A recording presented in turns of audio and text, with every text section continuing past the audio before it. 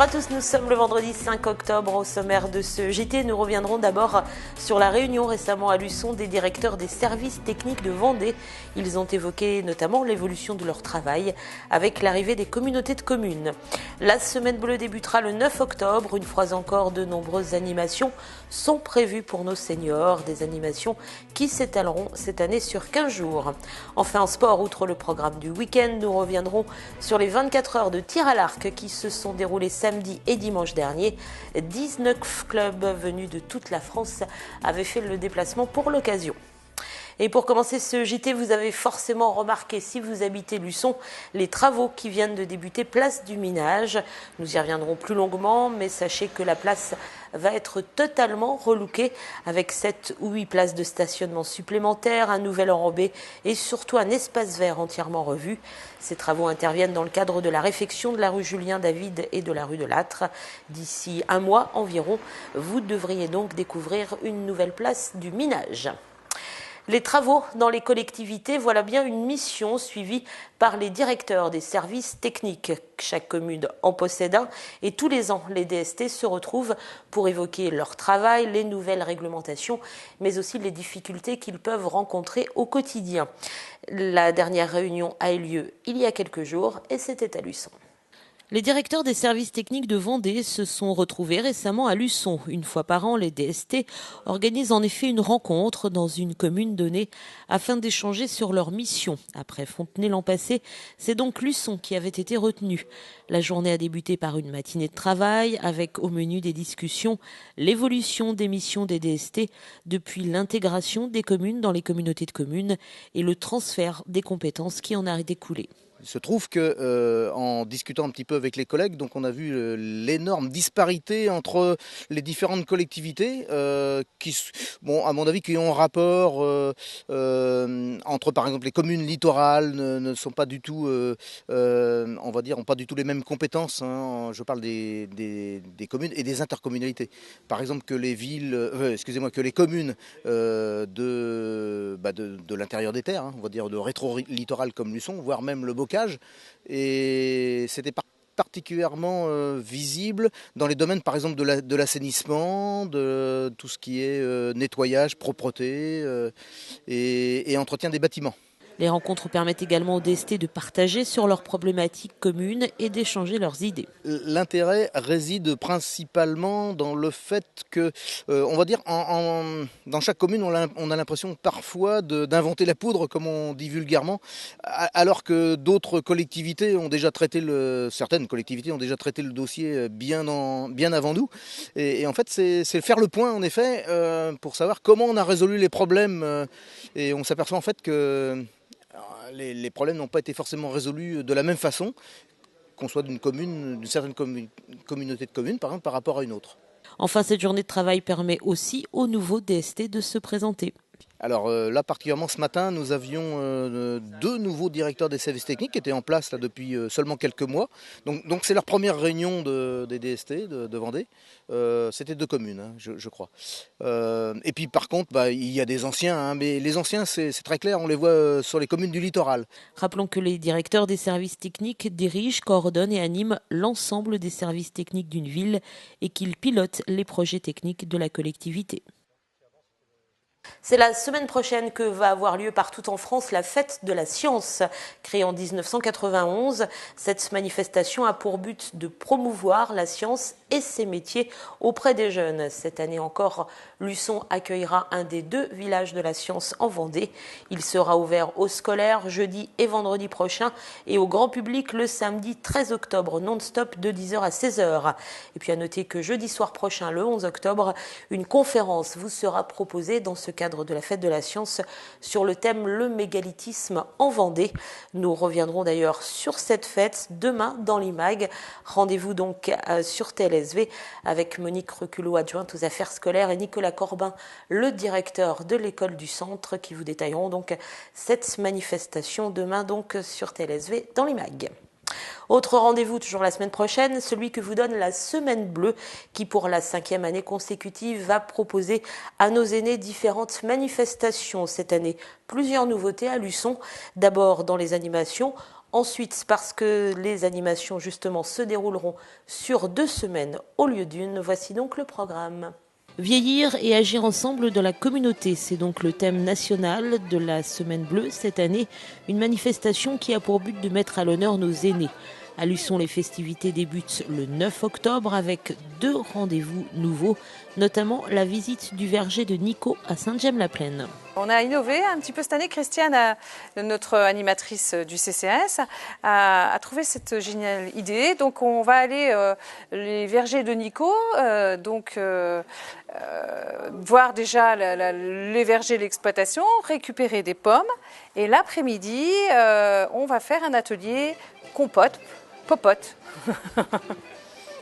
Et puis autre nouveauté, une chorale je crois aussi. Alors on a une chorale qui vient bénévolement, qui est extérieure à Luçon, qui vient bénévolement présenter. Ça plaît toujours en fait parce que le chant, on va dire que c'est comme la musique, ça adoucit les mœurs.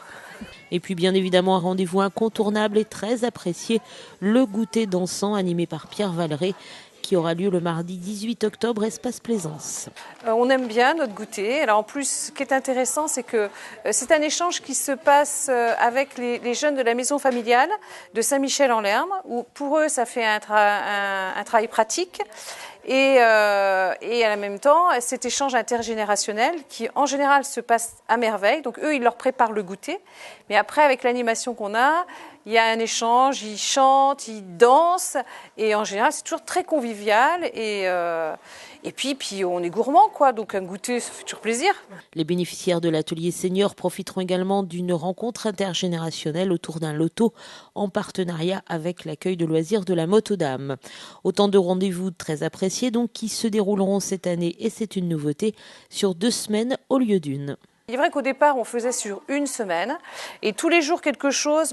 Pour nos seniors, ça fait trop d'un seul coup, puis ça peut se comprendre. Et même nous, dans l'organisation, c'est une semaine autrement hyper stressante. Que là, en le mettant sur au moins 2 semaines, c'est 1 jour sur 2. On a le temps d'apprécier ce qu'on a vécu et puis c'est plus light en régime, quoi. C'est mieux.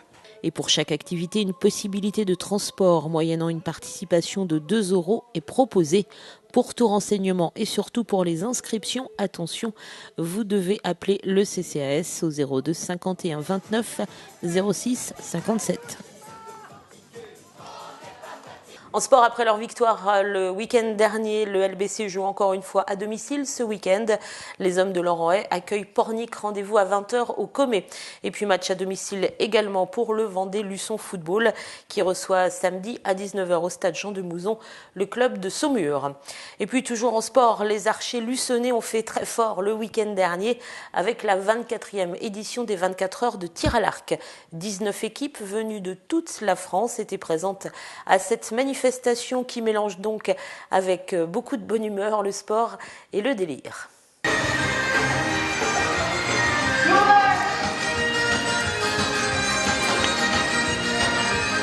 Ne vous y trompez pas, vous êtes bien à une compétition de tir à l'arc. Enfin, compétition, le mot est fort. Ces 24 heures de tir à l'arc, organisées pour la 4e année consécutive, sont surtout l'occasion pour des clubs venus de toute la France de faire la fête. Du samedi 14h au dimanche 14h, 19 équipes de 4 personnes, faites le calcul, ça fait 76 participants, se sont donc affrontés sur le pas de tir, la piste de danse et autour de jeux divers et variés, le tout en costume et dans la plus grande des bonnes humeurs. Toujours la bonne ambiance et puis en plus cette année on a 6 nouvelles équipes qui sont présentes pour les 24 heures. On comptait normalement 6 équipes de moins mais d'autres régions se sont déplacées. Donc en fait on ne bouge pas de l'année dernière donc c'est impeccable pour nous, quoi. On a des équipes de 4 personnes donc qui se relaient sur le pas de tir. Après la gestion de leur équipe c'est eux qui voient, donc il y en a qui préfèrent tirer chacun 1 heure. Et puis après, aller dormir et tout ça. Il y en a d'autres qui ne dorment pas. Après, l'important, c'est que une personne de chaque équipe soit présente à chaque fois sur le pas de tir au long des 24 heures. Du tir à 18 mètres avec arc à poulie ou classique. Mais le but, s'il est de viser la cible, est aussi et surtout de s'amuser. C'est aussi pour cela que les équipes rivalisent en matière de déguisement. On essaye de faire ça déguisé pour décontracter justement l'atmosphère, tout ça. Puis on a un petit fil rouge qui nous tient éveillés toute la nuit, comme ça, de temps en temps. Une petite danse 3-4 mouvements, mais qui sont vraiment efficaces, quoi. Je crois que ce qui les fidélise, c'est l'ambiance qu'on a, l'esprit, on peut dire l'esprit familial carrément, où tout le monde se côtoie comme si on se connaissait depuis des années. Puis voilà, quoi, avec les petits lots de temps en temps à la fin des jeux, tout. Puis voilà, quoi, une ambiance familiale, quoi, on va dire.